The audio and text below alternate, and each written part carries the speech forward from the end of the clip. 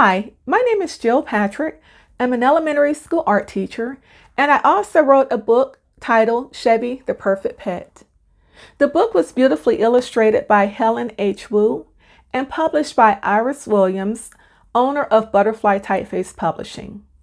Like many others, I would like to take this opportunity to read my children's book. Hopefully, kids will enjoy listening to it throughout their day, nap time, or bedtime. Thank you. Chevy, the Perfect Pet. Mom, Dad, and 7-year-old twins Timmy and Tiffy Jones live on a perfect street in a perfect house. I'm so excited, Timmy said. So am I, Tiffy echoed. Thank you, Daddy. Mr. Jones had brought Chevy home a year ago. He had gotten him from Mr. Dixon, his friend from work.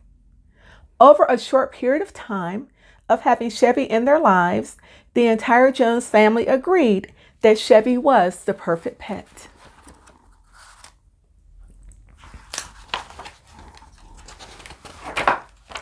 Chevy is a very smart, obedient German Shepherd who follows every command given to him by his family. Come on, boy, Timmy calls to Chevy. Chevy runs eagerly to Timmy as his tag wags from side to side.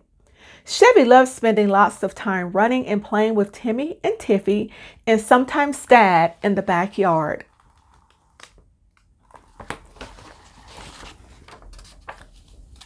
Every morning, the Jones family sits down together to eat breakfast and have morning conversation.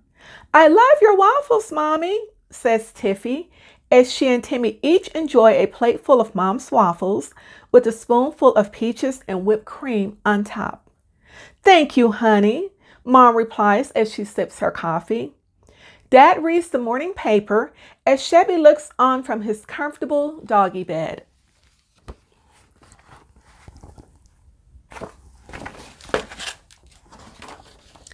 The 5 members of the Jones family are very happy living at the end of their street in their cute little house with the red door.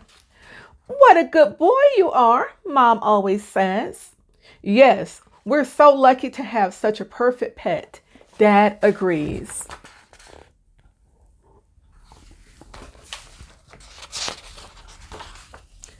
Many of the Joneses' family and friends agree that Chevy is indeed the perfect pet.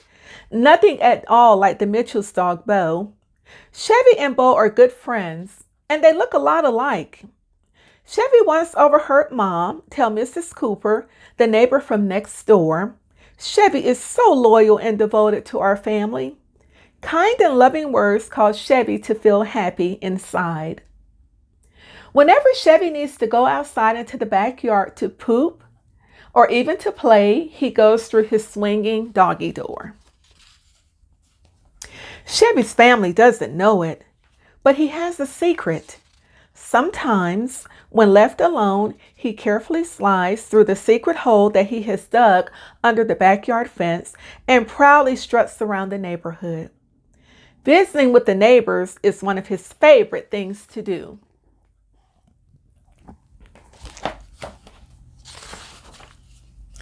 There have been numerous occasions when the neighbors, including Mr. Gurley, the mailman, have come to speak with Dad about the mischievous actions of which Chevy has been accused. I don't know how that's possible, Dad would say sympathetically.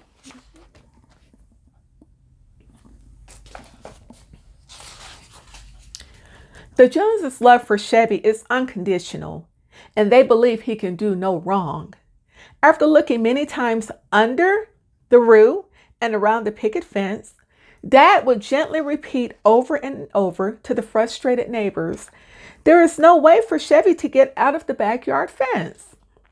Yet the neighbors continued to express their complaints to Dad and to one another. Chevy is trampling through my flowers, Mrs. Cooper insisted. And there are holes dug in my yard, Mr. Stevens grumbled. Chevy stared straight ahead with his big, brown, sad, watery eyes. It was hard for Mom and Dad to believe that Chevy was the cause of so much trouble.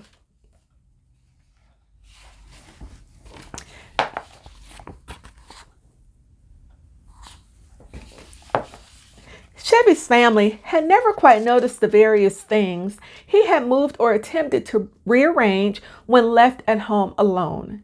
He always tried to clean up his messes whenever he heard their car coming down the long road or pulling into the driveway. Once before, on a chilly afternoon, Chevy sat attentively as his family prepared to leave home. "I love ice skating," Tiffy announced with excitement. "Can we get hot chocolate afterwards, Mommy?" Timmy asked. "We sure can," Mom said and smiled. "Can Chevy come too?" the twins asked in unison. "The ice is too dangerous for him, honey, and we cannot leave him in the car alone," Mom explained. "But why can't Chevy go with us?" Tiffy cried. "It is much too cold for Chevy to be out today," said Dad. "He will have to stay home alone."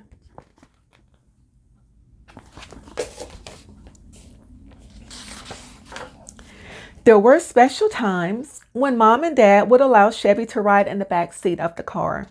Appointments to the groomer, veterinarian, or family vacations always made Chevy happy.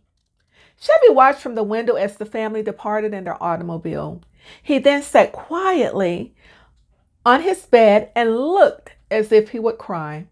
A few minutes later, Chevy wandered into Timmy's bedroom. Chevy wasn't planning to jump onto Timmy's bed, but whoosh! There he was, bouncing so high that he almost bumped his head on the ceiling up high above.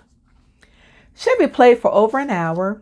Soon there was a huge mess of clothes and toys all over the room. Chevy played so hard he needed a nap.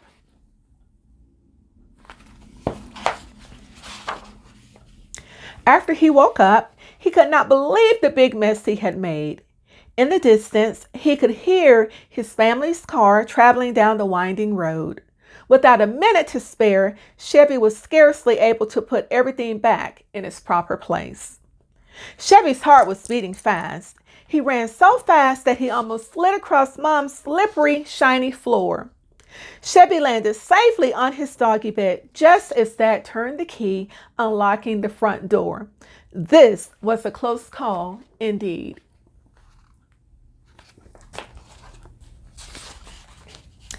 As springtime came and went and summertime approached, there was so much excitement in the Joneses neighborhood. All kinds of things were going on, including cookouts, bake sales, pool parties, and even kids making homemade lemonade to sell. Chevy loved watching and listening to the various activities. During this time of year, spending time together with Timmy and Tiffy made Chevy so happy, especially when given a chance to perform his funny dog tricks.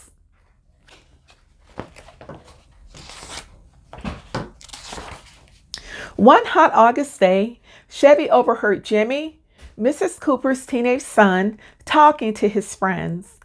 "This is the best birthday party ever. All of my friends are here," Jimmy said loudly. Mrs. Cooper had spent lots of time planning every detail for Jimmy's special day.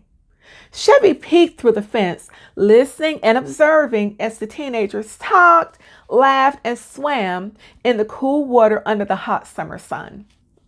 From his viewpoint, he could see lots of scrumptious food and brightly colored decorations. Earlier that day, Chevy's family had gone away for a weekend visit to Grandma and Grandpa's house. "Too bad Grandma is allergic to dogs," Timmy said. "I really wanted Chevy to go with us." "Me too," Dad said, "but we'll only stay for 2 days." Chevy was always sad when his family had to leave him home alone. Nonetheless, Chevy would still become very excited when Chantel, the dog sitter, would come by throughout the day to make sure everything was okay whenever his family was gone away for more than a day. Chevy paced and ran circles around his backyard. He could hear the teenagers laughing, playing, and splashing water. As he eavesdropped, Chevy's only wish was to be invited over to play with the teenagers instead of running around all alone.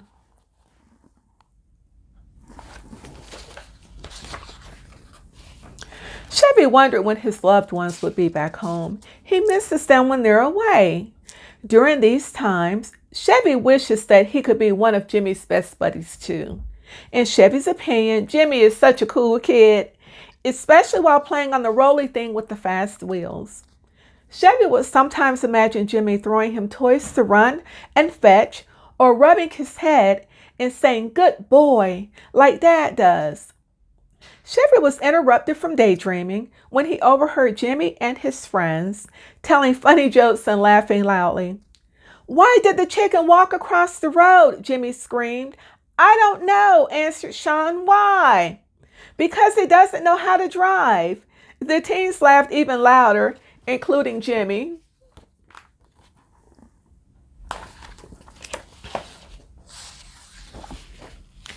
After a while, Chevy no longer heard music, laughter, or any other sounds coming from Jimmy's backyard. Chevy's pointy ears would always stand up a little taller whenever there were noises coming from the Coopers' backyard. Chevy peeked through a small hole under the fence and saw that everyone was gone. Chevy realized Jimmy's food smelled a lot like the food his family ate, but nothing like the food his family nor Chantel fed him. Without hesitation, Chevy squeezed his body through the little hole under the fence and trotted over to get some of the food. He was ecstatic the teenagers hadn't eaten it all.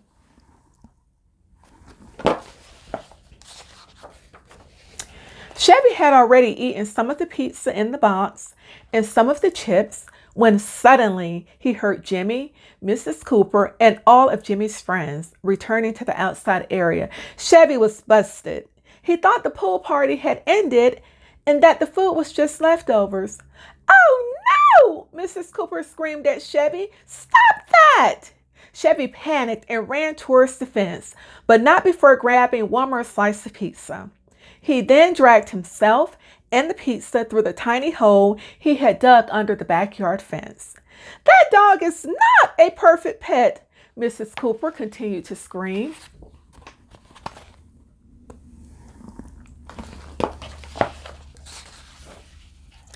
Chevy hoped by the time his family returned home from Grandma and Grandpa's house that the entire incident that occurred at Jimmy's birthday party would be forgotten.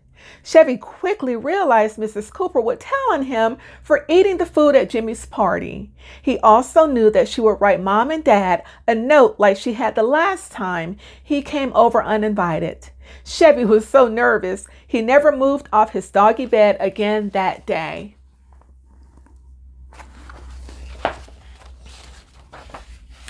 When Chevy's family returned home the next day, Mom noticed the note posted on their front door. Tired from their trip and excited to see Chevy, the note was placed on the kitchen counter. "We missed you, Chevy," Tiffy said.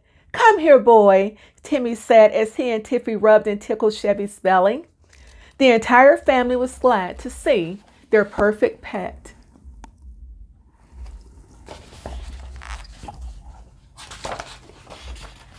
The following morning, as Mom began to prepare breakfast, she remembered to give Dad the note previously attached to the front door. "Today, Chevy came into our backyard and took pizza and chips. We will come by tomorrow to discuss this. Mrs. Cooper."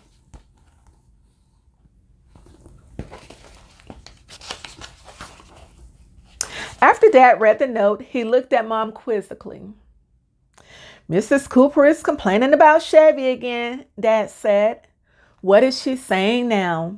Mom asked with exasperation. Dad showed Mom the note. They both looked at Chevy and shook their heads in disbelief. After breakfast, Mom and Dad went over to speak with Mrs. Cooper.